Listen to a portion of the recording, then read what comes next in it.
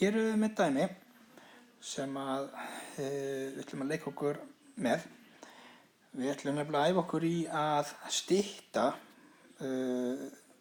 minnka tölur og það sem ég horfi ég horfi á þessar tölur hérna fyrir ofan og ég horfi á þessar tölur hérna fyrir neðan og ég reyna að para tölur hérna upp og niðri sem gætu passað saman.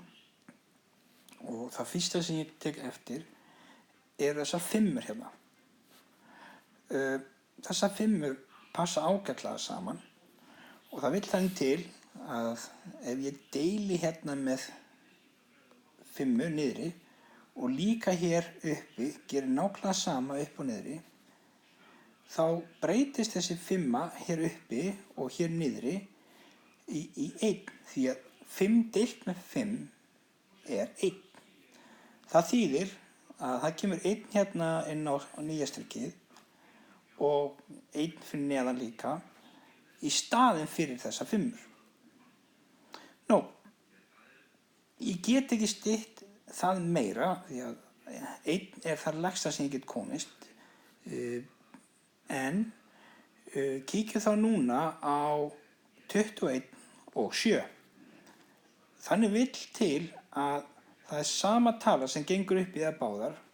Það er að segja, ég get deilt með 7 í báðar tölurnar.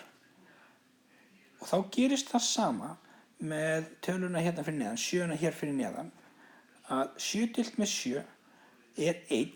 Þannig að ef ég strika hérna yfir þessa hvítu 7, þá kemur 1 í staðinn fyrir þar. 21 deilt með 7 hérna að ofanverðu er hins vegar 3.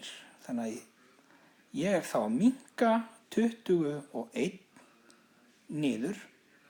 Þannig að í staðinn fyrir hann kemur 3.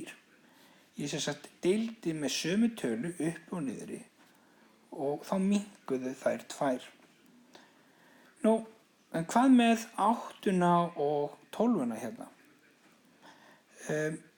Það er kannski pínu erfitt að sjá hvaða tala er sameiginleg hér, en það vill hann til að sú tala er til dæmis 4.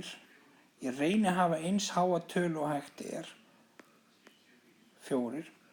4 ganga upp í 12 og 4 ganga líka upp í 8. Þannig að þegar ég deili 8 með 4, þá fæ ég 2. En ef ég deili 12 með 4, þá fæ ég 3.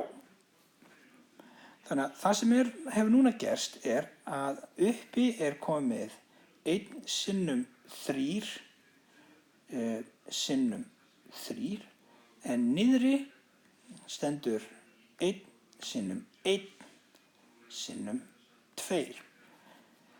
Ég get ekkert stytt meir og það sem ég geri þá er að ég margfalda tölurnar hérna fyrir ofan. 1 sinnum 3 eru 3 og sá þristur sem þessi þristur gefur mér 9.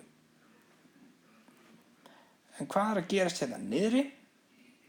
Jú, 1 sinnum 1 er 1 og sá 1 sinnum 2 gefur mér 2.